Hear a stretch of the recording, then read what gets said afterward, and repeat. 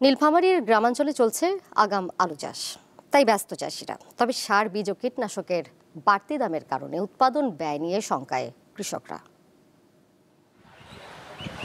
হেমন্তকাল আলু চাষের উপযুক্ত সময়, তাই মাঠ জুড়ে আগাম আলু চাষে ব্যস্ত সময় পার করছেন নীলফামারীর কৃষকরা। আবহাওয়া অনুকূলে থাকায় ফলন বেশি হওয়ার আশা তাদের।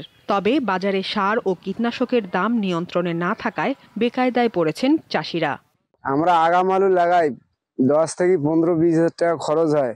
গাড়ি আবাদ সিবাদ করি, তারপরও দেখি আমাদের তারপরও লাভ হয়। 6 বিঘা জমিতে আলু করছে, সারের দর বেশি, হ্যাঁ আলুর দর কম। সারও সংকট, এই কারণে আবহাওয়া ছিল একটু গরম, এই কারণে আগাম আলু গাড়ি নেই।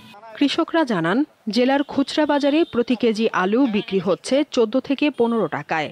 অবশ্য নতুন আলুর চাহিদা ভালো থাকায় তা 80 থেকে 100 টাকায় বিক্রি করা যায়।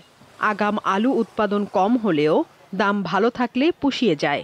আমাদের বাইরে তো ইনকাম নাই, ও শুধু ফসলের পর চলি। আর এই ফসলের পর লেখাপড়া সম্পূর্ণ সব মানে সাজাই শুধু সব। আর যারা সিন্ডিকেট করেছে করতে এসে ডিলারে সার পাওয়া যায় না।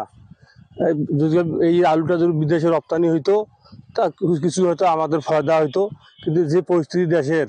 কৃষি বিভাগ জানায়, নীলফামারী জেলায় 22,000 হেক্টর জমিতে আলু চাষের লক্ষ্যমাত্রা ধরা হলেও আগাম আলু চাষ হয় 8,000 হেক্টর জমিতে। দীপ্ত, বার্তা কক্ষ।